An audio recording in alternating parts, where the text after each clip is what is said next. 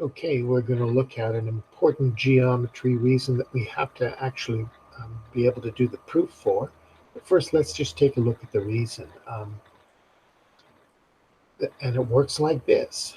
It turns out that if you've got an angle at a circumference here, here's a point, and it opens up to this chord BC across here, and here's an angle at a center. It comes from the center, and it opens up to the same chord. Well, if you have an angle from the center and an angle from the circumference, it turns out that the angle at the center is 2 times the angle at the circumference. The angle subtended by an arc at the center of a circle is 2 times the angle subtended at the circumference. So that's the reason. Now you need to be able to go through this proof from making the construction. You can see there you have to put a dotted line through here and go through all these steps carefully yourself. And you just have to reproduce it exactly with the construction, with the statement and the reasons, always the reasons in geometry. You have to do it exactly like this, and you get 5 or 6 or 7 marks. But you have to look at it in your own time. Me just reading it out won't be so useful. You need to figure it out yourself. Okay, I'm going to show you how we can use this reason to come up with a new reason. Let's take a look at this. Say you've got a triangle JHK, but HOK is the diameter, O is the center, HK goes right through that center, so it's the diameter. You've got a triangle JHK, and this angle where J is angle A. Let's see if we can figure out how big angle A is.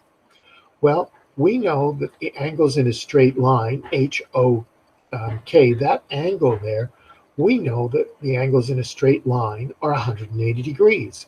So HOK is 180 degrees, that angle right there. And the reason is angles in a straight line. You always have to give a reason when you make a statement. But hey, we know something else, that this is also an angle at the center. See, it subtends in between that chord, that angle there. It must be twice as big as the angle at the circumference. The angle at the center is twice as big as the angle at the circumference. So HOK, if that's A, HOK must be 2A. The angle at the center must be 2A. Well, that means 2A, therefore. Therefore, 2A must be 180 degrees, and if we divide by 2 both sides, A must be 90 degrees. Hey, we get a new reason out of this.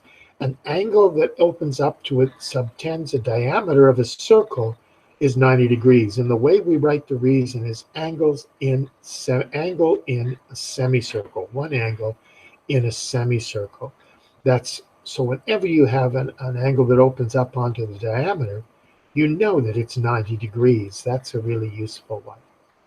Okay, we've got 5 questions, and they come with memos where I did all the reasons. They're not too difficult. I think they're pretty, most of them are pretty easy. And hopefully you'll be able to do them.